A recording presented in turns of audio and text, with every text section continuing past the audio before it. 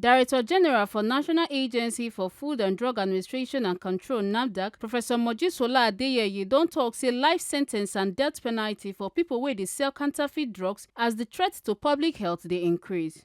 Adeyeye yarn dis matter on Wednesday for Abuja as she dey tok to State House tori pipo. She con urge National Assembly to add dis punishment join di amendment of the NAFDAC Act and Counterfeit and Fake Drugs and Unwholesome Processed Food Act C-34 Act. She con make am clear say dem need add dis strong punishment to stop drug crime wey she tok say dey kpai many innocent pipo including children. The Director General come also chook mouth on top NAFDAC's recent operation wey dem run to protect public health and stop fake and low-quality drugs from circulating. She come explain say the ongoing operation dey happen for 3 big open drug markets with the goal to reduce how substandard and fake drugs take spread and to keep public health safe. I said it takes a village to raise a child.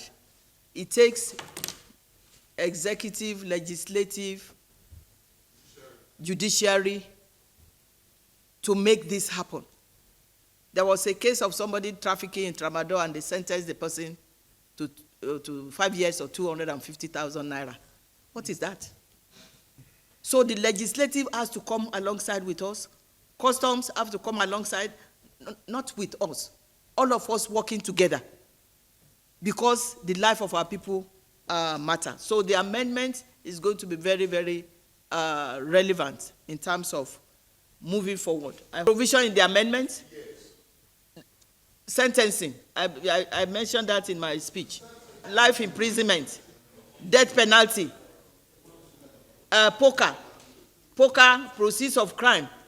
You are operating in a big house, that house will be sold, and the money will go to the government. That is, those are the deterrents that are in place, or that we want to strengthen. The operation dey happen for markets like Ariara and Ezioku market for Aba, plus Bridgehead market for Onitsha wey include Ogbo Ogun, plumbing, planks, surgical and science markets. Make una no forget say, as we see am, na so we dey talk am. We no dey take blame. Ekata Ojesele reporting for TMC TV.